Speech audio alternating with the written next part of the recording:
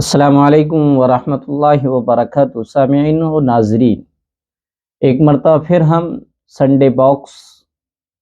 اور Sunday comment box کے episode number 5 کے ساتھ آپ کے سامنے حاضر ہوئے ہیں۔ اور یہ آپ بخوبی جانتے ہیں کہ ہمارے سنڈے کمنٹ باکس میں ان سوالات کو لیا جاتا ہے جو واٹس ایپ پہ پرسنلی لوگ پوچھتے ہیں، یا ہمارا چینل مفتی ندیم اختر قاسمی آفیشل اس کی ویڈیوز کو دیکھنے والے جو کمنٹ کر کے جو سوالات پوچھتے ہیں، ہم ان کے جوابات بھی سنڈے کمنٹ باکس کے نام سے ایک ویڈیو بناتے ہیں اور اس پہ ان سوالات کے جوابات دیتے ہیں۔ پہلا سوال ہے مرسلین صاحب کا، وہ یہ کہہ رہے ہیں کہ مفتی صاحب، جو نمازوں کے بعد کلمہ لا الہ الا اللہ محمد رسول اللہ پڑھتے ہیں بلند آواز سے، اس کا پڑھنا یا ورد رکھنا کیسا ہے؟ جی ہاں، ہمارے کچھ بھائی ایسا کرتے ہیں، اور کچھ مسجدوں میں بھی مخصوص قسم کے جو نمازی ہوتے ہیں وہ فرض نماز کے بعد بلند آواز سے لا الہ الا اللہ محمد رسول اللہ کا ورد کرنے کو ضروری اور لازمی سمجھتے ہیں، حالانکہ شرعاً اس کو لازمی اور ضروری سمجھنا جائز نہیں ہے۔ البتہ اللہ تبارک و تعالیٰ کا ذکر جو ہے بہت محبوب اور مقصود اور مطلوب ہے اور جائز ہے، نفس ذکر جائز ہے، لیکن اس کا التزام کرنا، اس کو ضروری سمجھنا یہ منع ہے۔ اسی طرح زور سے پڑھنا جس سے نمازیوں کی نماز میں خلل ہو، جائز نہیں ہے۔ اور بہتر یہ ہے کہ وظائف کوئی بھی ہوں وہ سنتوں کے بعد کے ہونا چاہیے، سنتوں کو پڑھنے کے بعد ہونا چاہیے۔ اسی طریقے سے بعض حضرات دعا پڑھتے ہیں، دعا مانگنے کے بعد کہتے ہیں حق لا الہ الا اللہ محمد رسول اللہ، یہ کہتے ہیں، لفظ حق کا اضافہ ہے۔ اسی طریقے سے دعا کے ختم پر الحمدللہ رب العالمین کہنا یا لکھنا بہتر اور مستحب ہے۔ کلمہ طیبہ لا الہ الا اللہ محمد رسول اللہ کہہ کر تو ہاتھوں کو چہرے پر پھیر لینا یہ کسی حدیث سے ثابت نہیں ہے، نہ کسی صحابی کے عمل سے ثابت ہے۔ جی، دوسرا سوال ہے میت کے لیے 1.25 مرتبہ کلمہ طیبہ پڑھنے کا کیا حکم ہے؟ کہہ رہے ہیں السلام علیکم حضرت، سوال یہ کہ ہمارے محلے میں ایک روایت یہ پائی جاتی ہے کہ کسی کے انتقال کے بعد اگر لوگ مل کر مرنے والے کے لیے 1.25 مرتبہ کلمہ طیبہ کا ختم کریں تو مردے کی بخشش ہو جاتی ہے۔ کیا اس بات کی شریعت میں کوئی حقیقت ہے، اور کیا ایسا کرنا صحیح ہے، درست ہے؟ یہ ان کے محلے کی کہانی نہیں ہے، یہ عموماً اکثر مسلمانوں میں یہ پایا جاتا ہے۔ جب ان کے عزیز و اقارب کا انتقال ہو جاتا ہے تو 1.25 مرتبہ کلمہ طیبہ لا الہ الا اللہ محمد رسول اللہ کے ختم کا اہتمام کیا جاتا ہے۔ تو اس سلسلے میں ہم جواب دیتے ہیں آپ کو کہ 1.25 مرتبہ کلمہ پڑھنے کی کو فکس کر لینا تو کسی حدیث میں نہیں ملتا ہے۔ البتہ حدیث کی معتبر کتاب مشکات، اس کی شرح ہے مرقات میں، شیخ معین الدین ابن عربی فرماتے ہیں کہ مجھے رسول اللہ صلی اللہ علیہ وسلم کی یہ روایت پہنچی ہے کہ جو شخص 70,000 مرتبہ لا الہ الا اللہ پڑھے تو اس کی مغفرت ہو جاتی ہے، اور جس کے لیے پڑھا جائے اس کی مغفرت ہو جاتی ہے۔ بس خلاصہ یہ نکلا کہ 70,000 دفعہ کلمہ طیبہ پڑھنا بزرگوں کے مجربات میں سے ہے، مگر صحیح حدیث سے ثابت نہیں ہے۔ لہذا اگر کوئی شخص کسی خاص تعداد اور کسی خاص فضیلت کو بیان کیے بغیر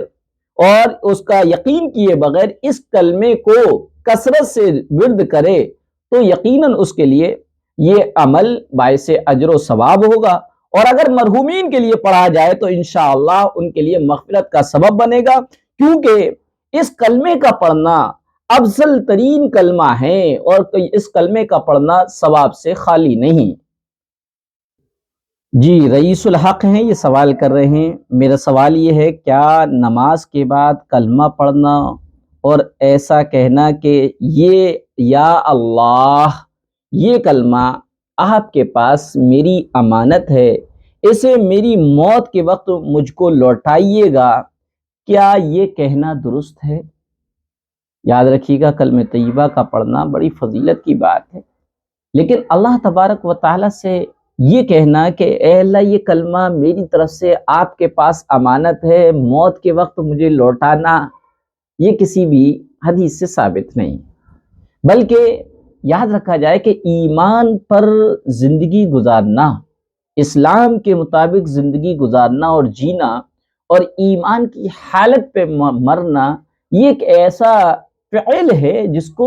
اختیار سے کیا جائے۔ ایمان مل گیا ہے ہمیں،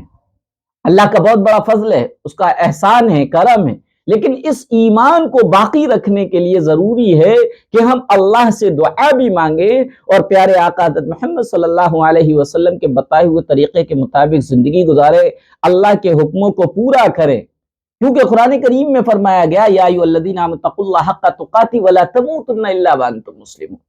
اے مسلمانوں تم نہ مرو مگر اسلام اور ایمان کی حالت میں۔ لہذا ایمان کی حالت کی اگر موت ہم چاہتے ہیں تو ضروری ہے کہ ہم جو ہیں اپنی موجودہ لائف صحیح کر لیں، موجودہ لائف کو صحیح گزاریں، کیونکہ حدیث کا مفہوم ہے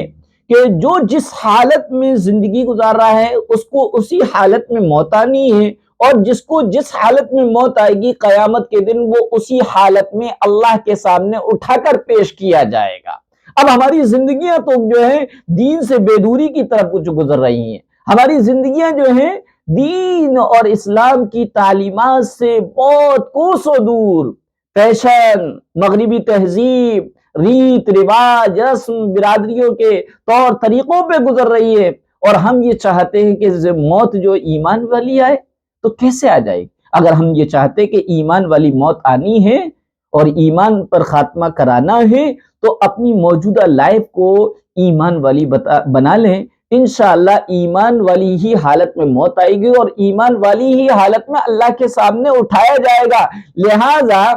یہ کہنا تو کہیں میری نظر سے نہیں گزرا کہ نماز کے بعد کلمہ پڑھا جائے اور یہ کہا جائے اے اللہ یہ کلمہ تیری پاس امانت ہے، اس کو میرے پاس مرتے وقت جو ہے تو لوٹانا، یہ کسی بھی حدیث سے ثابت نہیں، نہ کسی بزرگان دین کا عمل ہے۔ لہٰذا کلمہ فی نفسی ہی پڑھنا جائز ہے، لیکن یہ کہنا بہتر نہیں ہے۔ جی یہ کہہ رہی ہیں دوسرا سوال یہ ہے کہ میں نے کچھ دن پہلے خواب میں دیکھا ہے کہ میرے ہی گھر والوں میں سے کسی نے مجھے پینے والی چیز میں زہر دے دیا اور میں پی گئی اور میری حالت خراب ہونے لگی، اور میں اپنی امی کے گود میں سر رکھ کر سو رہی ہوں اور میری موت کا وقت قریب تھا۔ میں نے کلمہ پڑھا جیسا کہ میں ہر نماز کے بعد پڑھتی ہوں، 1 سے لے کر 5 کلمے پڑھے اور سب کے لیے دعائیں کی، اپنے ماں باپ بھائی بہن کے لیے، اور پھر مجھے موت آ گئی۔ جب میں جاگی تو دل بہت گھبرا رہا تھا، جس نے مجھے زہر دیا تھا خواب میں اس سے میرے اچھے تعلق ہیں اور میری زندگی میں ویسے تو سب ٹھیک ہے، سب کچھ صحیح چل رہا ہے، اور سب کچھ سال پہلے میری بیٹی کی آئی سرجری ہوئی ہے جس کو لے کر بڑی ٹینشن ہوتی ہے، آپ دعا کریں اس کے لیے کہ آگے سب ٹھیک ہو۔ جی اللہ تعالیٰ آپ کی بیٹی کو صحیح سالم رکھے، تندرست رکھے۔ ان کا جو خواب ہے، خواب کے سلسلے میں بتایا کرتا ہوں، دیکھیے خواب جو ہے زندگی کے انسان دیکھتا ہے، اور مومن غیر مومن سبھی دیکھتے ہیں، لیکن مومن کے خواب اور کافر کے خواب میں زمین آسمان کا انتر ہے۔ مومن کے خواب جو ہے نبوت کا 46واں حصہ ہے۔ کیا مطلب؟ نبوت کا 46واں حصے کا مطلب یہ کہ جس طریقے سے نبی کو آنے والے کسی بھی واقعات کی قبل از وقت وحی کے ذریعے سے خبر دے دی جاتی تھی، کسی کام کے نفع بخش ہونے کے بارے میں وقت آنے سے پہلے بتا دیا جاتا تھا، یعنی خوشخبری دے دی جاتی تھی، اور کسی بھی کام کے نقصان دہ ہونے کی اطلاع وحی کے ذریعے سے نبی کو پہلے دے دی جاتی ہے۔ اسی طریقے سے ایمان والے کو خواب کے ذریعے سے بشارت دی جاتی ہے، گناہوں پہ تنبیہ کی جاتی ہے، نعمت کے اظہار، نعمت کے ملنے پر شکر کے اشارے ملتے ہیں۔ اسی طریقے سے اور جو ہے آنے والی پریشانی اور حالات کے بارے میں آگاہ اور مطلع کیا جاتا ہے۔ لیکن سوال اٹھتا ہے کہ کون سے خواب سچے ہیں اور کون سے خواب ہمارے ذہنی خیالات ہیں، یا معدے اور پیٹ کی خرابی کی وجہ سے آ جاتے ہیں، یا ہماری سوچ اور فکروں کی وجہ سے خواب بن کے وہ چیزیں ہمارے خواب میں آ جاتی ہیں۔ اس کا امتیاز کیسے ہو؟ تو یاد رکھیے گا، وہ خواب جو فجر سے پہلے دیکھے جائے، یعنی آپ سو رہے ہیں اور سوتے وقت جب آپ اٹھے تو آپ سپنا دیکھ رہے تھے، خواب دیکھ رہے تھے، اور ادھر مؤذن اللہ اکبر اللہ اکبر، مؤذن فجر کی اذان دے رہا تھا، تو سمجھ لیجئے یہ خواب من جانب اللہ ہے۔ اس خواب کی تعبیر بھی ہوگی۔ اور وہ خواب جو آپ کو دن میں دکھے، رات کے شروع حصے میں دکھے، یا جو ہے آپ کو طلوع آفتاب یعنی سورج نکلنے کے بعد دیکھیں، وہ خواب من جانب اللہ نہیں ہے، بلکہ وہ شیطان کی وجہ سے، نفس کی وجہ سے، سوچ اور فکروں کی وجہ سے ہوتے ہیں۔ لیکن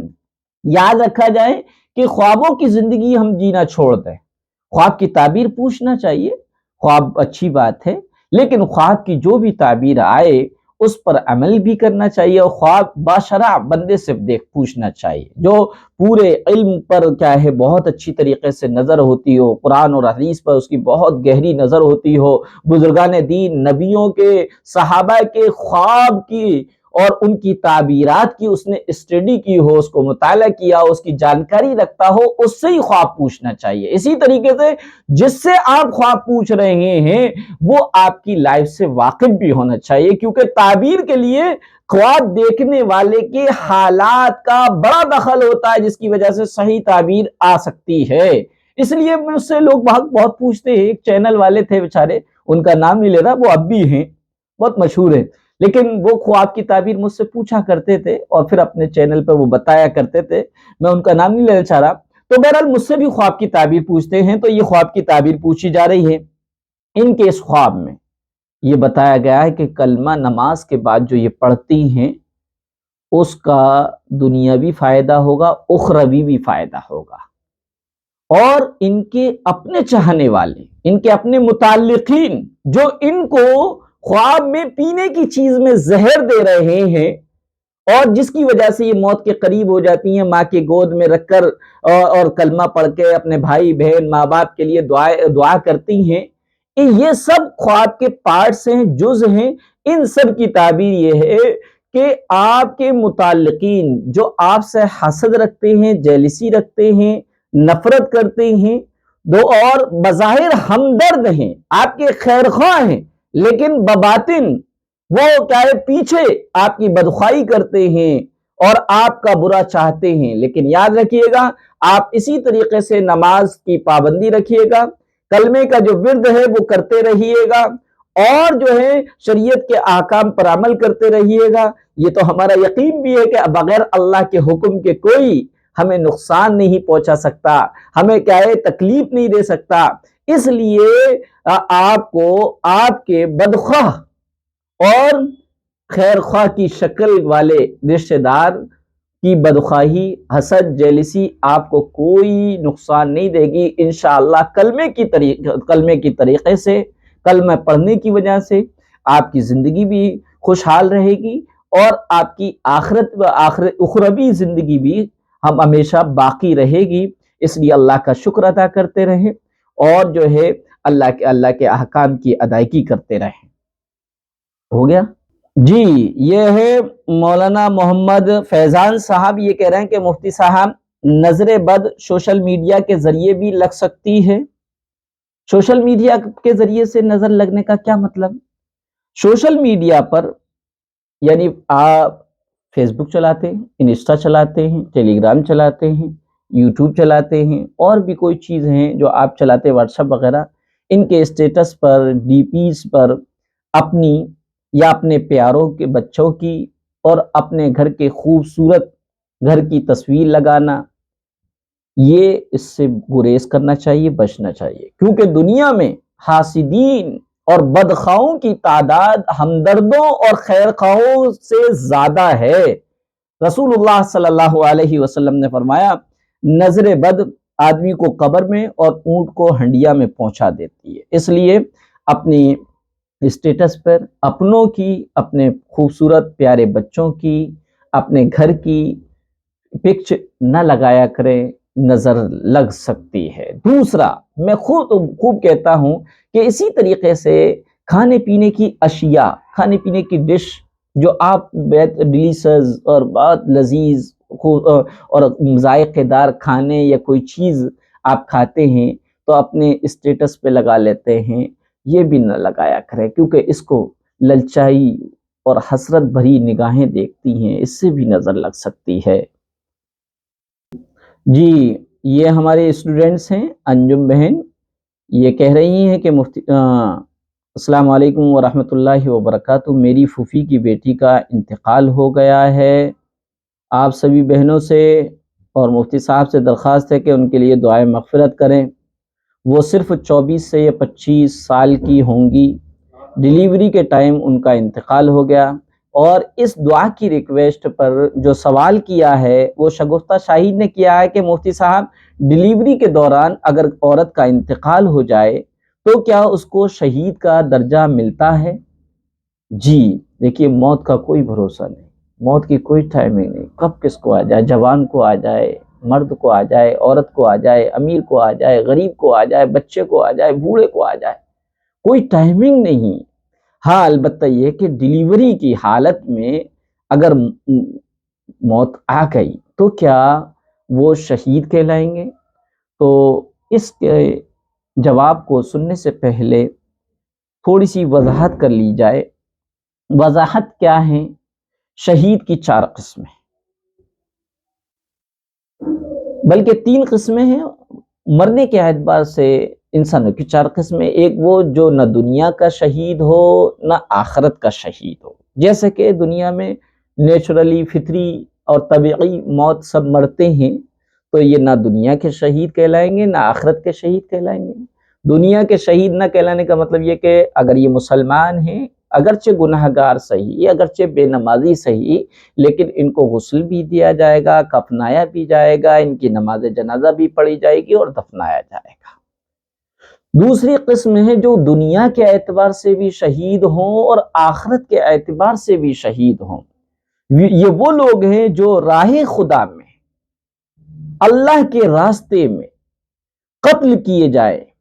غیر ایمان والے کے ہاتھ اپنے ایمان کی حفاظت کرتے کرتے یہ قتل کر دیے جائے، وہ شہید کہلاتے، دنیا کے بھی اور آخرت کے بھی۔ دنیا کے شہید ہونے کا مطلب یہ کہ اگر یہ حالت جنابت میں نہیں ہیں اور پاک ہیں تو ایسی صورت میں ان کو نہ غسل دیا جائے گا، نہ کفنایا جائے گا، خون میں لت پت زخمی حالت میں، جیسی حالت ہے ویسی حالت میں، جو کپڑے پہنے انہی کپڑوں میں، ہاں اگر 3 کپڑوں سے زائد کپڑے وہ اتار دیے جائیں گے، 3 کپڑوں میں جو کپڑے پہنے عموماً انہی میں خون میں لت پت، اسی حالت میں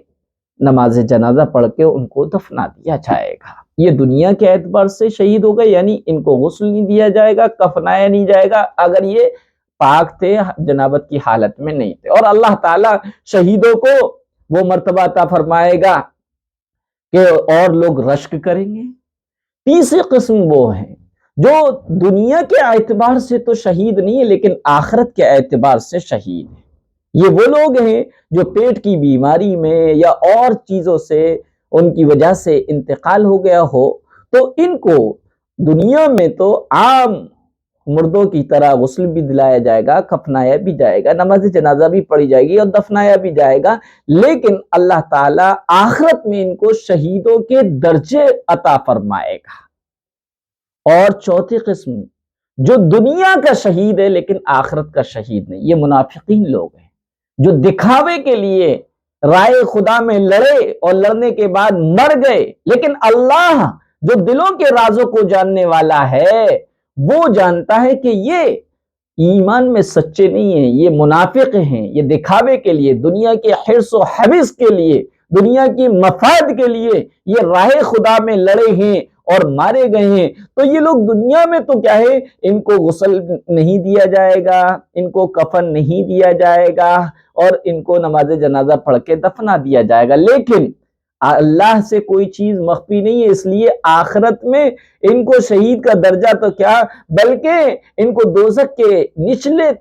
درجے میں رکھا جائے گا۔ اللہ نے اس کا اعلان کرا، ان المنافقین فی الدرک الاسفل، کہ منافقین بالکل دوزخ کے نچلے درجے میں ہوں گے۔ جب آپ نے یہ سمجھ لیا تو اب حدیث سنجیے گا۔ حضرت ابو ہریرہ رضی اللہ تعالیٰ عنہ کی حدیث ہے کہ پیارے آقا حضرت محمد صلی اللہ علیہ وسلم نے ارشاد فرمایا، ما تعدون الشہید فیکم، تم لوگ اپنے مرنے والوں میں کسے شہید سمجھتے ہو؟ صحابہ اکرام رضی اللہ عنہم نے عرض کیا، یا رسول اللہ من قتل فی سبیل اللہ فہو شہید، اے اللہ کے رسول، جو اللہ کی راہ میں قتل کیا جاتا ہے ہم اسے شہید سمجھتے ہیں۔ تو رسول اللہ صلی اللہ علیہ وسلم نے فرمایا، ان شہداء امتی اذن لقلیل،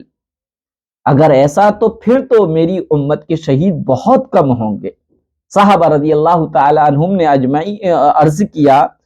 ومن ہم یا رسول اللہ، اے اللہ کے رسول تو پھر شہید اور کون کون ہیں؟ تو رسول اللہ صلی اللہ علیہ وسلم نے ارشاد فرمایا، من قتل فی سبیل اللہ فہو شہید،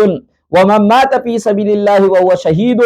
ومن مات فی الطاعون فہو شہید، ومن مات فی البطن فہو شہید۔ جو اللہ کی راہ میں قتل کیا گیا وہ شہید ہے، جو اللہ کی راہ میں نکلا اور کسی جنگ یا جہاد میں شامل ہوئے بغیر مر گیا، یا جو اللہ کے دین کے کسی بھی خدمت کے لیے نکلا اور اسے دورانے راستہ اور دورانے اللہ اس دین کے کام کی خدمت کرتے ہوئے وہ مر گیا، وہ بھی شہید ہے، اور جو طاعون کی بیماری سے مر گیا وہ بھی شہید ہے، اور جو پیٹ کی بیماری سے مر گیا وہ بھی شہید ہے۔ تو اس اعتبار سے علماء نے لکھا ہے کہ شہیدوں کی تعداد بہت ہے۔ احادیث کی روشنی میں شہید کی قسمیں کون سی ہیں؟ جو دنیا میں شہید اور آخرت میں بھی شہید، ان کی بھی قسمیں آ جائیں گی۔ جو صرف آخرت کے شہید ہیں، دنیا کے شہید نہیں، ان کی بھی قسم آ جائے گی۔ چنانچہ پہلا اللہ کی راہ میں قتل کیے جانے والا یعنی شہید، اور یہ بالکل شہادت کا ٹاپ درجہ ہے، افضل ترین درجہ ہے۔ دوسرا اللہ کی راہ میں مرنے والا، یعنی جو اللہ کی راہ میں نکلا اور موت واقع ہو گئی، مثلا مہاجرین وغیرہ ہجرت کر کے جا رہے تھے اور راستے میں وہاں سے مدینہ پہنچنے سے پہلے یا جس اسلامی ملک میں جانے سے پہلے اگر وہ انتقال کر گئے تو وہ بھی شہید ہے۔ اسی طریقے سے جو ہے طاعون کی بیماری سے مرنے والا یہ بھی شہید ہے، پیٹ کی بیماری سے مرنے والا وہ بھی شہید ہے، ڈوب کر مرنے والا یہ بھی شہید ہے، ملبے میں مکان گرا دھوست ہو گیا اور اس ملبے میں دب کر مرنے والا بھی شہید ہے۔ اسی طریقے سے ایک بیماری ہوتی ہے جو عموماً جس کو ذات الجنب کہتے ہیں، وہ بیماری جس میں عموماً پیٹ پھولنا شروع ہوتا ہے اپھراؤ کی وجہ سے یا کبھی کسی اور وجہ سے، پسلیوں کے اندرونی طرف ورم اور سوجن آ جاتی ہے جو موت کا سبب بنتی ہے۔ اسی طرح آگ سے جل کر مرنے والا، حمل کی وجہ سے مرنے والی ایسی عورت جس کے پیٹ میں بچہ بن چکا ہو، ولادت پیدائش کے بعد ولادت کی تکلیف سے مرنے والی عورت، پھیپھڑوں کی بیماری کی وجہ سے مرنے والا، جو اپنے مال کی حفاظت کرتے ہوئے قتل کیا گیا، جو اپنے گھر والوں کی حفاظت کرتے ہوئے قتل کیا گیا، جو اپنی جان کی حفاظت کرتے ہوئے قتل کیا گیا، یہ سب وہ شہید ہیں۔ جی یہ ہے سید روشن خان، یہ کہہ رہا ہے السلام علیکم ورحمۃ اللہ وبرکاتہ۔ حضرت جی ہمارے ایک سکھ دوست ہیں جو جنون کے شکار ہوئے ہیں، وہ مجھ سے مدد مانگ رہے ہیں کہ کیسے وہ جنون سے نجات پائیں، اپنی ان کی جنون کی جو بیماری ہے وہ کیسے دور ہو۔ وہ بتا رہے ہیں کہ وہ تو کوئی تھوڑی بہت قرآن کریم کی سورت کی تلاوت کرتے ہیں لیکن اس کا اثر نہیں ہو رہا، آپ مہربانی فرما کر رہبری فرما دیجئے وہ کیا عمل کریں جس سے ان کو جنون کی بیماری سے شفا ہو جائے، نجات مل جائے۔ قرآن کریم شفاء للناس فرمایا گیا، قرآن کریم پوری انسانیت کے لیے شفا ہے، قرآن کریم پوری انسانیت کے لیے سبب ہدایت ہے، سامان ہدایت ہے۔ یہ کوئی مسلمانوں کی جاگیر نہیں ہے، بلکہ قرآن کریم کو تو ہدی للناس اور شفاء للناس بتایا گیا کہ یہ سامان ہدایت ہے تمام انسانیت کے لیے، شفاء للناس یہ سامان شفا ہے تمام انسانیت کے لیے۔ تو اپنے سکھ بھائی دوست سے کہیے گا جو آپ کے متعلق ہیں کہ وہ یقین کے ساتھ اس پوری سنسار اور کائنات کو بنانے والا ایک مالک کے کلام کو پڑھتے وقت یقین کے ساتھ، بالکل دل کی گہرائی سے یقین کے ساتھ 7 مرتبہ سورہ فاتحہ، 21 مرتبہ علم نشرح کی سورت پڑھ کر پانی پر دم کر دیا جائے اور روزانہ کیا جائے یہ، اور اسی پانی کو وہ صبح سے لے کر شام تک استعمال کریں، پینے میں، دوا کھانے کے لیے جو پانی لیتے ہیں وہ یہ پڑا ہوا پانی لیں، انشاءاللہ ان کو شفا مل جائے گی۔ یہ کہنا سید روشن خان، اور حضرت جی میرے کام کے بارے میں مجھے کچھ وہ بتا دیجئے، من نہیں لگتا ہے۔ دیکھیے آپ اپنے کام جو بھی کرتے ہیں اس کام کے لیے جب نکلیں تو 111 مرتبہ یا مغنی پڑھ لیا کریں، انشاءاللہ آپ کے اپنے کام میں دل لگنے لگے گا۔ دوسری صورت یہ ہے کہ آپ اپنے کام کو ذریعہ معاش کو تلاش کرنے کے لیے جب نکلیں تو یہ سمجھیں یہ بھی اللہ کا حکم ہے اور یہ بھی ایک عبادت ہے۔ حدیث میں آیا ہے کہ نماز روزے جس طریقے سے عبادت ہے، اسی طریقے سے حلال روزی کما کر اپنے بچے اور بیوی کی یا ماں باپ کی ذمہ ان کے خرچوں کو پورا کرنا، ان کے حقوق کو ادا کرنا، یہ بھی فرض کے درجے میں ہے۔ فرین بہنیں یہ پوچھ رہی ہیں اگر سورہ ملک کو رات کی نفل نماز میں پڑھ لیا تو کیا اس کی وہ فضیلت حاصل ہو گئی جو سوتے وقت سورہ ملک پڑھنے کے بارے میں آئی ہے، یا الگ سے پڑھنا پڑے گا؟ جی ہاں، سورہ ملک ایک ایسی سورت ہے جو عذاب قبر سے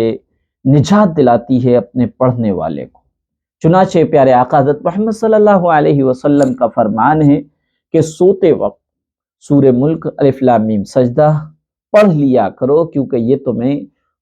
عذاب قبر سے محفوظ فرمائے گی۔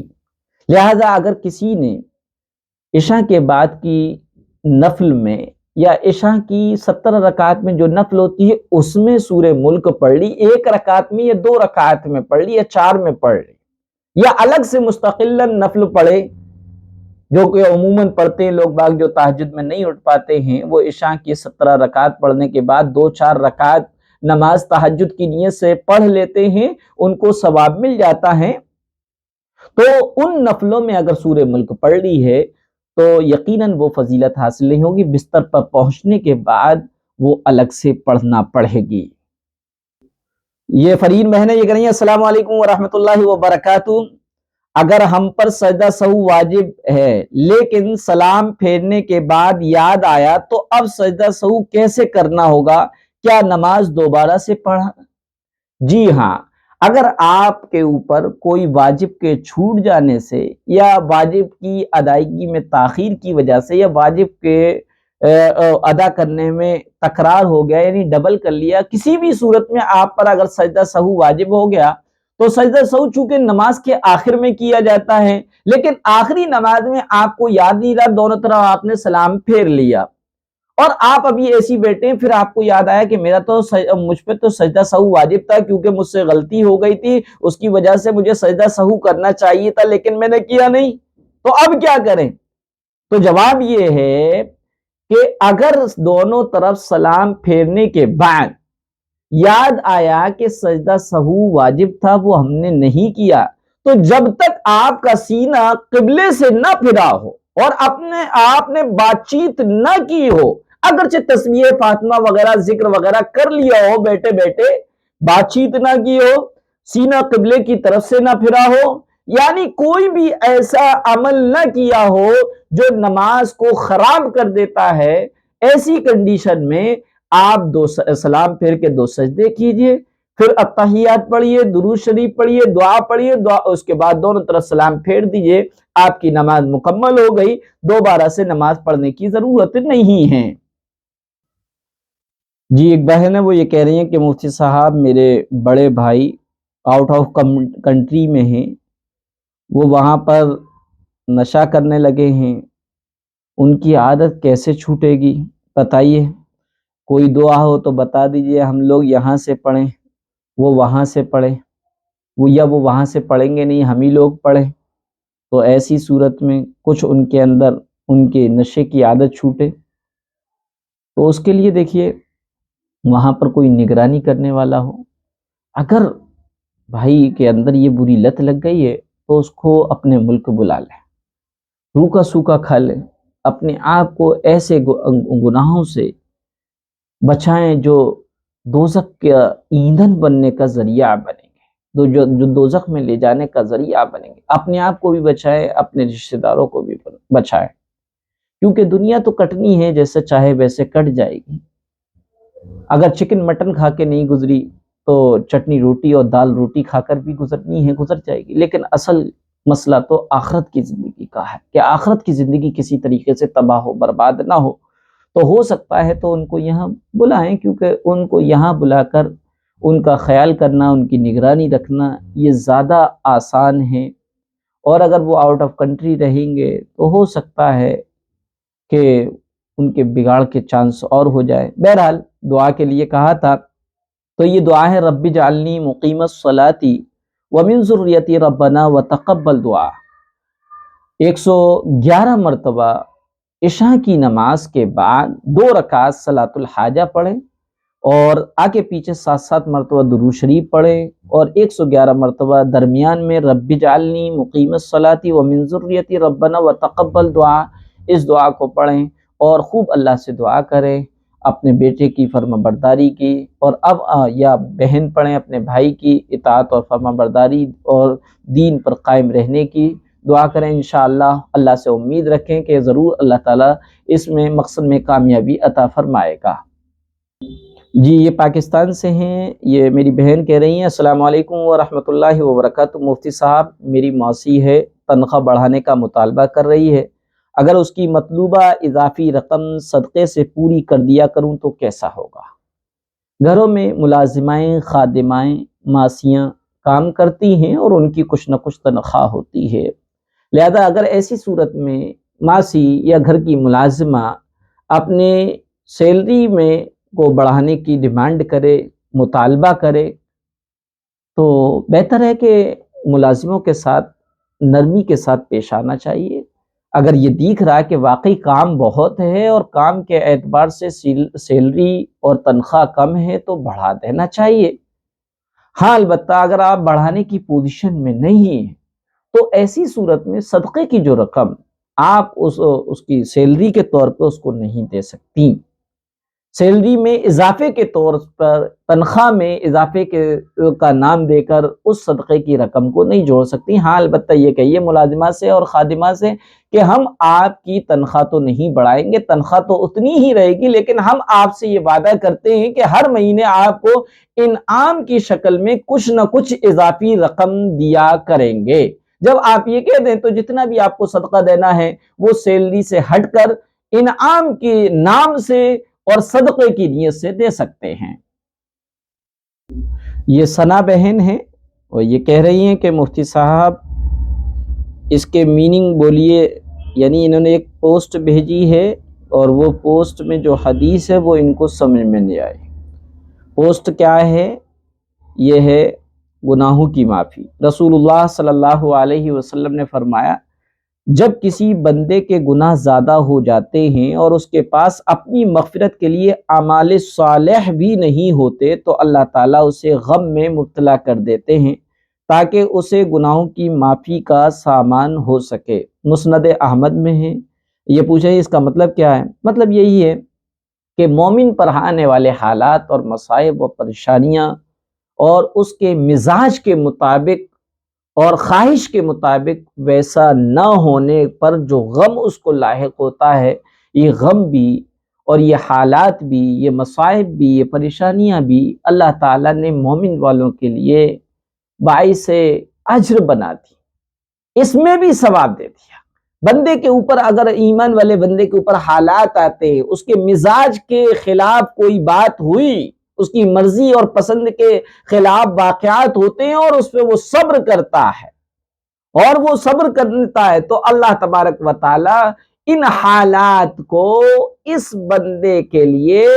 مغفرت کا بھی ذریعہ بنا دیتے ہیں، کیونکہ صبر کرنے والے کو اللہ کا ساتھ مل جاتا ہے اور اللہ اپنے فیصلوں پر راضی رہنے والے بندوں کے گناہوں کو بھی معاف فرما دیتے ہیں۔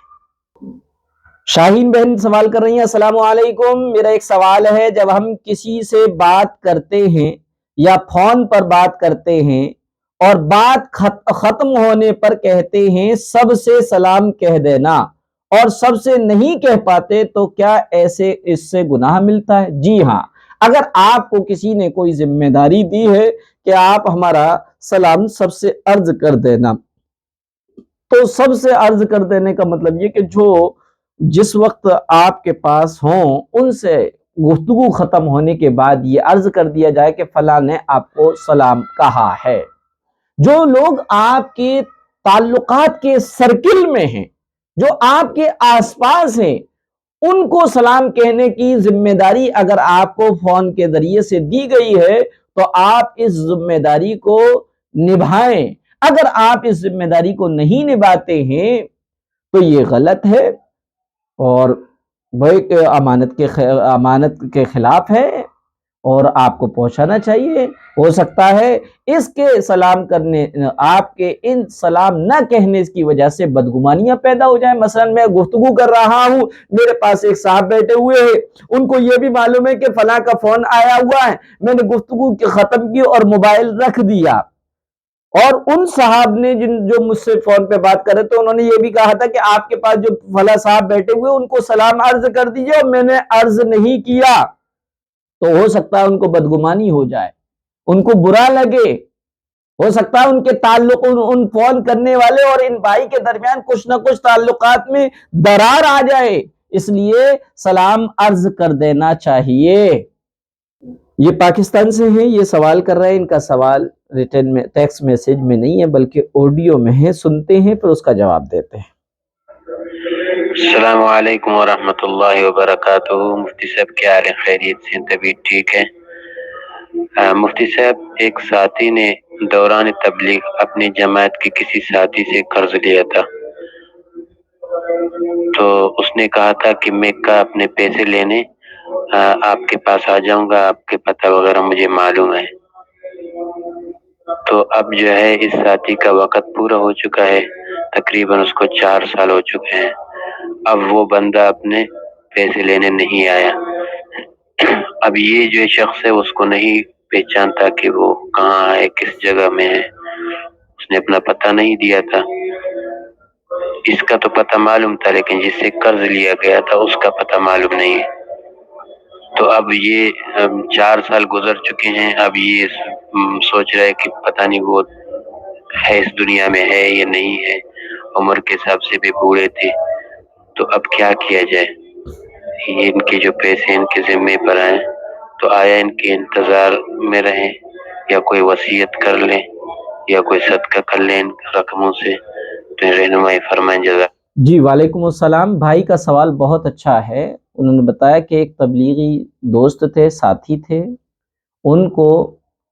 تبلیغ کے اور راستے میں، اللہ کے راستے میں جو بھی چلہ 4 مہینہ یا سال وہ لگا رہے تھے، اس دوران ان کو کچھ پیسوں کی ضرورت ہوئی، تو تبلیغی ساتھی جو ان کے ساتھ وقت لگا رہے تھے انہوں نے کچھ مدد کی، بطور قرض ان کو کچھ رقم دی۔ اب چونکہ وقت پورا ہوا، دونوں اپنی اپنی جگہ، اپنے اپنے گھروں پر، اپنے اپنے شہروں میں چلے گئے، اور اس کو بات کو تقریباً 4 سال ہو گئے۔ دینے والے جو قرض کے طور پہ جنہوں نے رقم دی تھی وہ معمر تھے، ضعیف تھے، تو اب اس تبلیغی بھائی اور دوست کو یہ خیال آ رہا ہے کہ میں نے جو رقم بطور قرض لی تھی اب میں اس کی ادائیگی کیسے کروں؟ ادائیگی کی کوئی شکل و صورت نہیں بتا رہے، کیونکہ ان کا ایڈریس بھی نہیں ہے، ان کے بارے میں معلوم بھی نہیں ہے کہ کہاں کے تھے کہاں کے نہیں تھے، تو اب وہ کیا کریں؟ تو یاد رکھیے بھائی، تبلیغ، دنیا میں تبلیغ واحد وہ تنظیم ہے جس کے پاس ایک نظام ہے، ایک سسٹم ہے۔ ان کے پاس اپنے علاقے کی خبر گیری کی اتنی اچھا منظم نظام ہوتا ہے کہ ان کو یہ معلوم ہوتا ہے فلاں علاقے میں اتنی مسجد ہے، فلاں حلقے میں اتنی مسجد ہے۔ ان کا نظام بہت شاندار ہے۔ تو میں یہ تو نہیں ہو سکتا کہ ان تبلیغی ساتھی کا نمبر یا ایڈریس پتہ نہ چلے، یقیناً پتہ لگ جائے گا اگر ڈھونڈا جائے۔ لیکن مان لیا جائے کہ اگر نہیں ملا، نہ ان کا ایڈریس ملا، نہ نمبر ملا، نہ پتہ چلا کہ وہ کہاں ہیں، تو ایسی صورت میں ان کی جو رقم لی تھی اس رقم کو ان کی طرف سے صدقہ کر دیں، اور اگر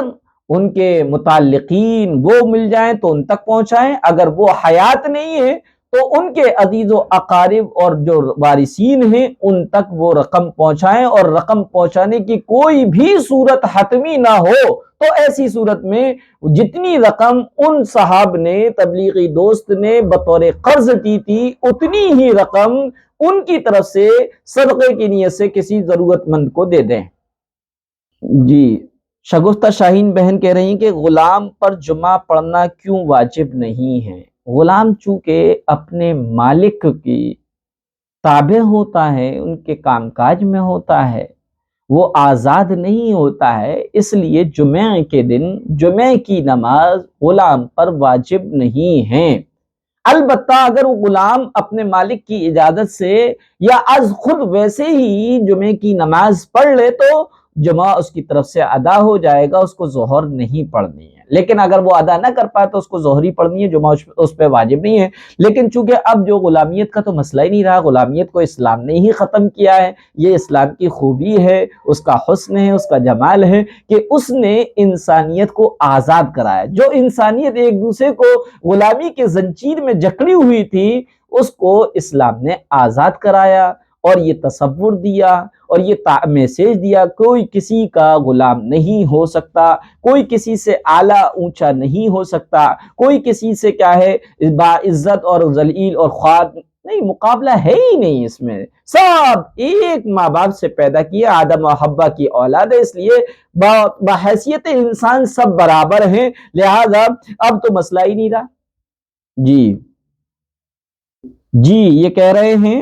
لائق صاحب ہیں کہ خودکشی کیوں منع ہے؟ دیکھیے، ہم اللہ کے بندے ہیں، کلمہ لا الہ الا اللہ محمد رسول اللہ پڑھنے پر ہم نے اللہ کی غلامیت کو قبول کیا ہے، محمد رسول اللہ صلی اللہ علیہ وسلم پڑھ کے اللہ کے رسول کی غلامی کا بھی کو قبول کیا ہے۔ اور غلام جو ہے آقا کی اور مالک کے کسی بھی حکم کا ریزن اور حکمت اور وجہ جاننے کا پابند نہیں ہوتا، بلکہ غلام تو، بندے تو آقا کے حکم کو کرنے کے پابند ہوتے، چاہے ان کے سمجھ میں آئے یا نہ آئے۔ اب سمجھیے گا کہ خودکشی گناہ کیوں ہے؟ بھئی سب سے پہلا جواب اور سب سے بہتر جواب اس لیے گناہ کہ کیونکہ پیارے آقا حضرت محمد صلی اللہ علیہ وسلم نے اس کو گناہ بتایا ہے۔ اللہ نے قرآن میں منع فرمایا ہے، لا تلقوا بأیدیکم الی التہلکہ، کہ اپنے آپ کو ہلاکت میں نہ ڈالو، تمہاری جان کا تمہارے اوپر حق ہے،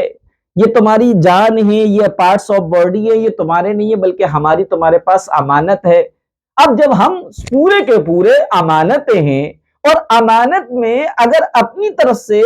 ہم اس میں کیا ہے خیانت کریں تو یقیناً گناہ ہے۔ یہ تو لاجک ہے، عقلی اعتبار سے اس کو ہر کوئی سمجھ سکتا ہے۔ اس لیے خودکشی منع کیوں ہے؟ کیونکہ اللہ نے منع کیا، رسول اللہ صلی اللہ علیہ وسلم نے منع فرمایا، اس لیے منع ہے۔ دوسری بات یہ عقلی طور پہ یہ کہ ہماری جان اور ہمارے اعضائے بدن یہ سب اللہ کی امانت ہے، اور امانت میں خیانت کرنے والا یعنی خودکشی کرنے والا مجرم اور گناہگار ہی ہوتا ہے، اس لیے خودکشی کرنا گناہ ہے۔ یہ مہک خان ہے،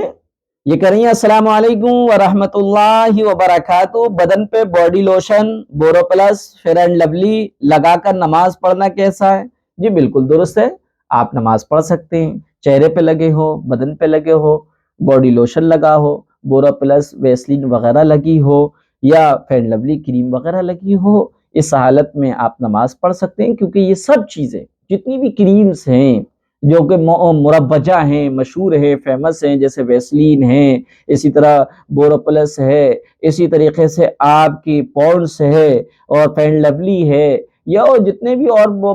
باڈی لوشن آتے ہیں وہ سب ایسے ہیں، اس میں ناپاکی نہیں ہوتی، اس لگا کر نماز پڑھ سکتے ہیں۔ السلام علیکم ورحمۃ اللہ وبرکاتہ۔ یہ عفیفہ بہن کہہ رہی ہیں خیریت سے ہیں مفتی صاحب؟ جی الحمدللہ میں خیریت سے ہوں، آپ کی دعائیں اللہ کا فضل ہے۔ کیا ہم آرٹیفیشل نیلز یعنی ناخن شوق کے لیے لگا سکتے ہیں جو پلاسٹک کے آتے ہیں؟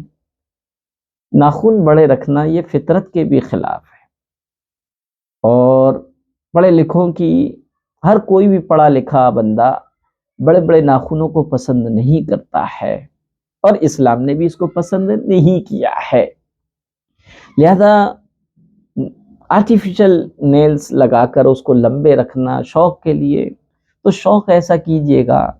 جو آپ کو اچھا دکھائے، ایسے شوق نہ پالیے گا جو غیروں کے طریقے ہو۔ بہتر یہ کہ ان کو نہیں لگا سکتے، اور لگا لیں گے تو کوئی ناجائز اور حرام بھی نہیں ہے، آرٹیفیشل لگا سکتے ہیں۔ ریل نیل نہیں ہونا چاہیے، کیونکہ ریل نیل جو ہے کسی نہ کسی انسان کے پارٹس اور اس کا جز ہوگا، اور انسانی پارٹس کا استعمال کرنا یا اس کا بیچنا یا اس کا خریدنا قطعاً ناجائز ہے، کیونکہ اس سے انسان کی بے حرمتی اور بے ادبی ہوتی ہے۔ یہ محمد صادق ہیں، یہ کہہ رہے ہیں بہت شکریہ، جزاک اللہ حضرت۔ میں آپ سے یوٹیوب چینل پر سوال کس طریقے سے پوچھ سکتا ہوں جس سے اور لوگوں کو بھی نفع ہو اور وہ بھی نفع اٹھا سکے؟ آپ کے چینل سے ظاہر سی بات ہے جب سوال کے جواب یوٹیوب چینل پر دیا جائیں گے تو زیادہ لوگوں کو فائدہ پہنچنے کا ذریعہ بنے گا۔ جی آپ واٹس ایپ پہ پوچھ لیجئے گا، اور جو میرے چینل پہ جو ویڈیوز آپ دیکھتے ہیں سامعین اور ناظرین، ان سب سے ہی میں یہ کہوں گا کہ آپ اس ویڈیو کو دیکھنے کے بعد کمنٹ میں اپنے سوال لکھیے گا، ویڈیو سے متعلق اپنی رائے لکھیے گا، اور کوئی مجھے مشورہ دینا چاہتے ہو تو میرے بھائی میری بہنیں بن کر مجھے مشورہ بھی دے سکتے ہیں۔ جی یہ سمیہ ہیں، یہ کہہ رہی ہیں السلام علیکم، کیا کسی دین کا علم سیکھنے والوں کو زکوٰۃ دی جا سکتی ہے؟ جی ہاں، اگر وہ واقعی مستحق ہیں تو ان کو زکوٰۃ دی جا سکتی ہے، اور نہ صرف یہ کہ دی جا سکتی ہے بلکہ ان کو دینا زکوٰۃ زیادہ بہتر ہے، کیونکہ علم اشاعت دین اور علم دین کو پھیلانے کا ذریعہ ہے۔ لہذا ایسے بچوں کی ضرور مدد کرنا چاہیے جو دین کا علم حاصل کر رہے ہیں، دنیاوی علم حاصل کر رہے ہیں، اور وہ پڑھائی کے خرچے نہیں اٹھا سکتے، ان کے ماں باپ کی اتنی ارننگ نہیں ہے، اتنی آمدنی نہیں ہے، تو ہمارے سماج کے جو